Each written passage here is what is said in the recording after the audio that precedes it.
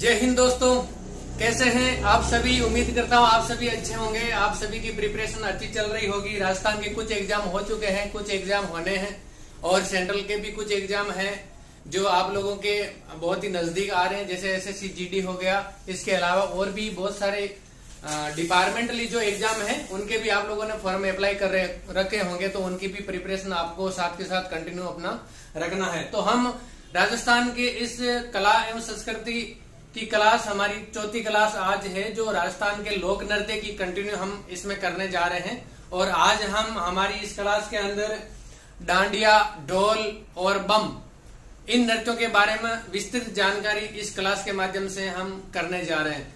तो मैं क्लास को शुरू कर रहा हूं और हमारा सबसे पहला नृत्य है डांडिया। डांडिया नाम से ही आप लोगों को समझ में आ गया होगा और आप लोगों के ये जानते भी होंगे, क्योंकि डांडिया नृत्य है वो लगभग राजस्थान के हर जगह पे किया जाता है। तो विशेष तौर से जो डांडिया नृत्य है वो कहाँ का प्रसिद्ध है? मारवाड़ का।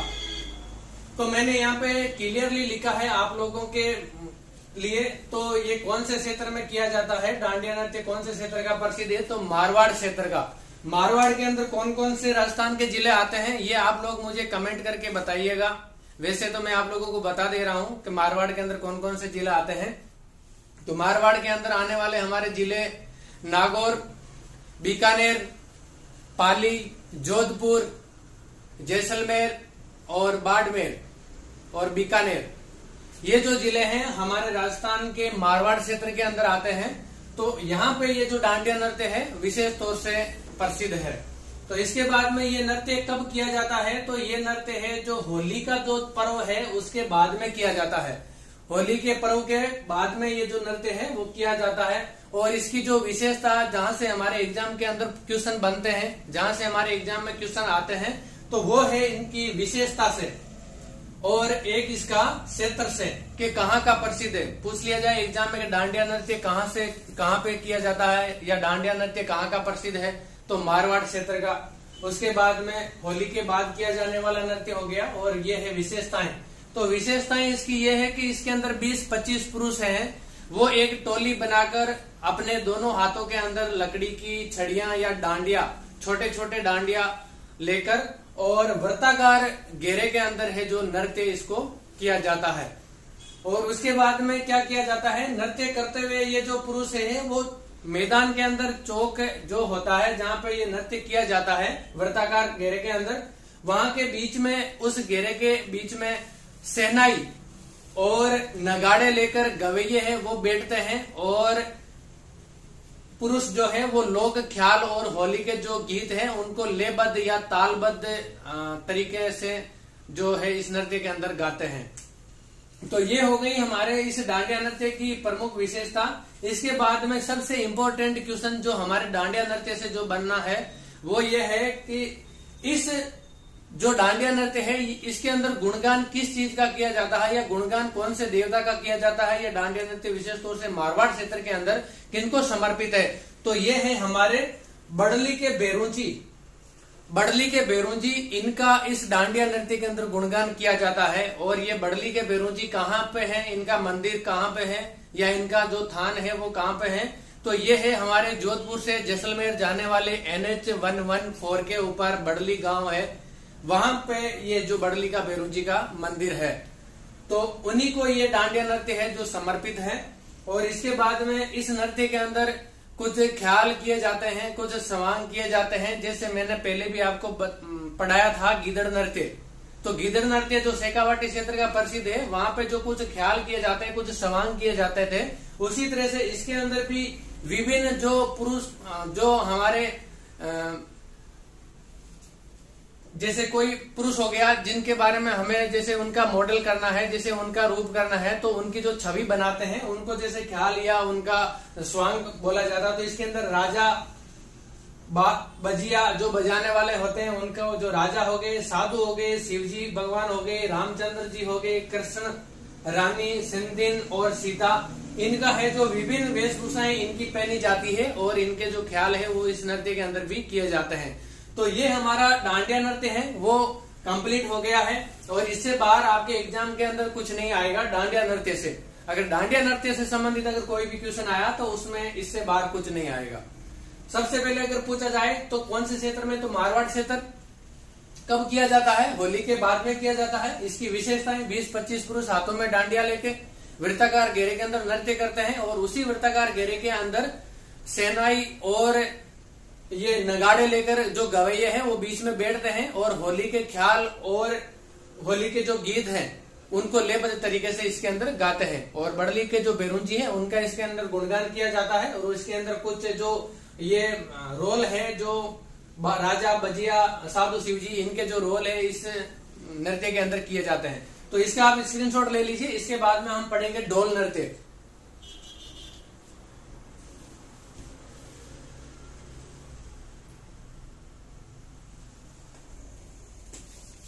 तो अब हमारा है ढोल नृत्य। तो ढोल नृत्य विशेष तौर से राजस्थान के अंदर जालोर के अंदर किया जाता है और इस नृत्य को करने वाली विशेष और जो महत्वपूर्ण जो जाति है वो भील और डोली। भील और डोली जाति के जो समुदाय है वो समुदाय इस ढोल नृत्य को किया जाता है। और ये जो नृत्य है विवाह के अवसर पर किया जाने वाला नृत्य है और इसको व्यावसायिक नृत्य भी है ये। और इस व्यावसायिक नृत्य को विशेषता दिलाने वाले राजस्थान के अंदर मुख्यमंत्री जयनारायण व्यास, उन्होंने ही इस ढोल नृत्य का व्यावसायिक रूप से जो है पहचान इनको दिलाई है। तो ये हो गया हमारा ढोल नृत्य। तो ढोल नृत्य का जो क्षेत्र है वो है हमारा जालोर का क्षेत्र। जालोर के क्षेत्र के अंदर ढोल नृत्य किया जाता है या जालोर का जो ढोल नृत्य है वो प्रसिद्ध है जालोर के क्षेत्र में। और इसको करने वाली जो जातियां हैं वो जातियां हैं डोली वे भील। डोली वे भील जाति के पुरुषों द्वारा इस नृत्य को किया जाता है। किनके द्वारा किया जाता है? डोली वे भील जाति के पुरुषों द्वारा इस नृत्य को किया जाता है। और ये जो नृत्य है कब किया जाता है? ये नृत्य विवाह के अवसर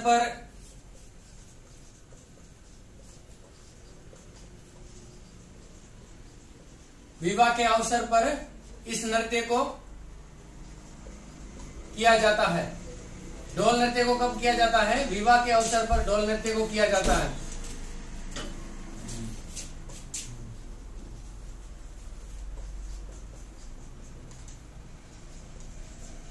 और इस नृत्य की अब आ गई हमारे विशेषता। तो ढोल नृत्य की क्या विशेषता है? ढोल नृत्य के अंदर इसके सबसे बड़ी जो विशेषता है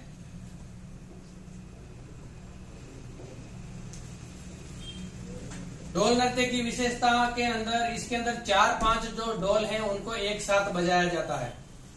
क्या किया जाता है? 4-5 ढोल को एक साथ बजाया जाता है। 4-5 ढोल को एक साथ बजाया जाता है।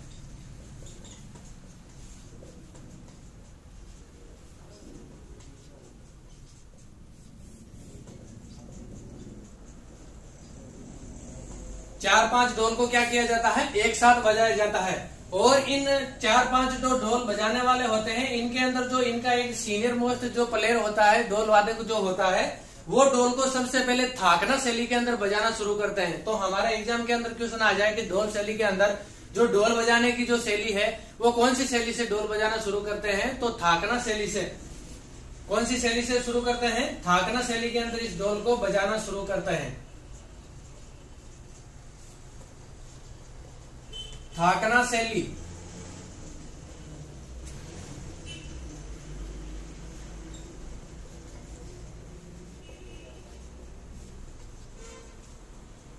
किस शैली के अंदर बजाया जाता है? थाकना शैली के अंदर इस ढोल को क्या करते हैं? बजाया जाता है।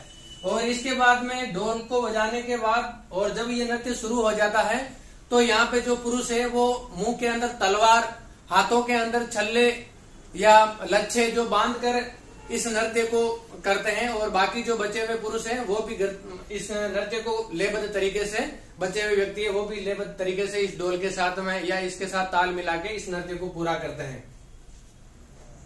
तो इसकी एक विशेषता और है वो भी मैं लिख दे रहा हूं। इसमें पुरुषों द्वारा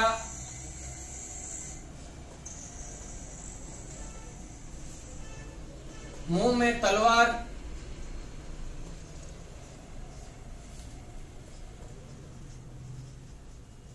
हाथों में लच्छे,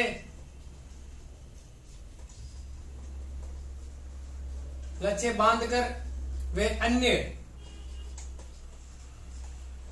अन्य पुरुष है वो लेबद्ध तरीके से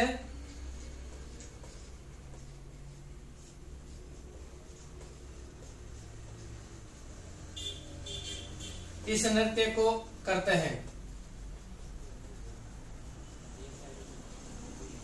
तो उम्मीद करता हूं ये जो ढोल नृत्य है आप लोगों को समझ में आया होगा। ये जालौर क्षेत्र का जो ढोल नृत्य है वो राजस्थान के अंदर प्रसिद्ध है। इस नृत्य को करने वाली जो जातियां हैं वो ढोली और भील जाति के जो पुरुष हैं उनके द्वारा इस नृत्य को किया जाता है और ये विवाह के अवसर पर किया जाने वाला नृत्य है। और एक में जो यहाँ पे इसकी विशेषता वो लिखना मैं भूल गया। ये जो नृत्य है, चलो आप ये इसका स्क्रीनशॉट ले लीजिए। इसकी 2 विशेषता और है वो भी मैं आपको बोर्ड के ऊपर लिख दे रहा हूँ। ये ऊपर का आप लोगों ने लिख लिया होगा या इसको स्क्रीनशॉट ले लिया। ऊपर में इसकी 2 विशेषता जो बची है वो मैं लिख दे रहा हूं।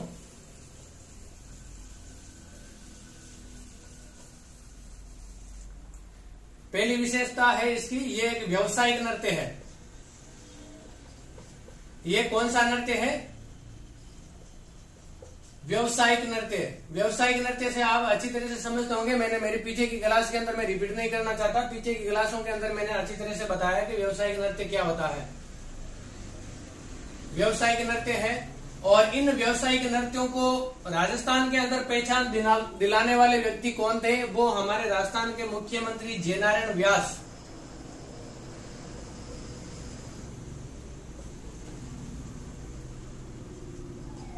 इनको पहचान दिलाने वाले व्यक्ति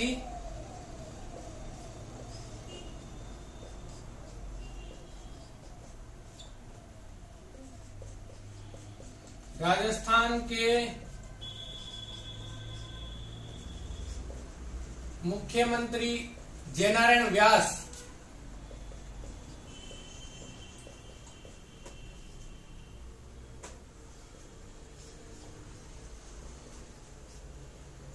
जयनारायण व्यास थे। कौन थे? ये एक व्यावसायिक नृत्य है और राजस्थान के अंदर व्यावसायिक नृत्यों को विशेषता, इस ढोल नृत्य को विशेषता या पहचान दिलाने वाले व्यक्ति है वो राजस्थान के मुख्यमंत्री जयनारायण व्यास जी थे। तो ये हमारा ढोल नृत्य कंप्लीट हो गया।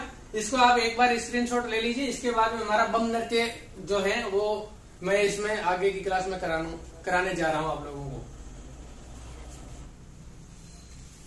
अब है हमारा बम नृत्य। बम नृत्य राजस्थान के अंदर भरतपुर और अलवर के क्षेत्र के अंदर किया जाता है और इस नृत्य को फागुन के अंदर जो नई फसल आती है उसकी खुशी के अंदर ये बम नृत्य है जो भरतपुर और अलवर के क्षेत्र में किया जाता है। और इस नृत्य के अंदर इसकी विशेषता या कह लो चाहे इसकी जो इम्पोर्टेंस है वो ये है कि इस नृत्य में एक बहुत बड़ा नगारा होता है जिसको खड़े होकर दोनों हाथों से 2 बड़े डंडे लेकर दोनों हाथों से बजाया जाता है। बम नृत्य। तो बम नृत्य का जो क्षेत्र है वो है भरतपुर और अलवर। भरतपुर व अलवर।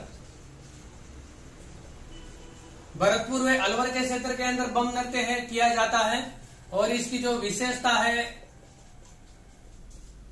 वो ये है, ये फागुन का जो महीना है, फागुन के महीने में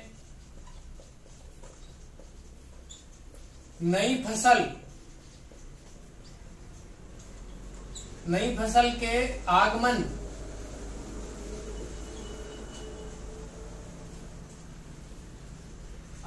की खुशी में पुरुषों द्वारा किया जाता है। किसके द्वारा किया जाता है? पुरुषों द्वारा किया जाने वाला नृत्य।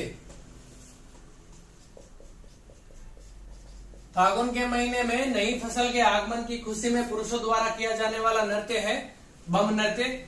और इसकी जो दूसरी विशेषता है, इसके अंदर एक बहुत बड़े चमड़े का ढोल नगारा होता है। चमड़े का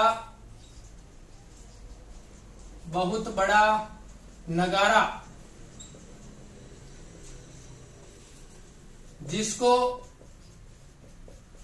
खड़े होकर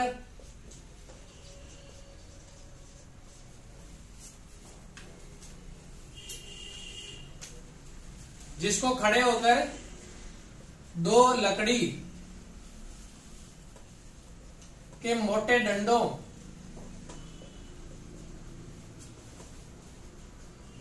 द्वारा बजाया जाता है।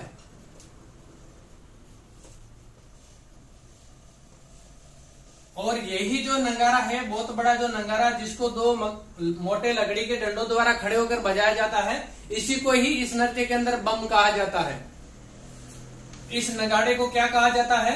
बम।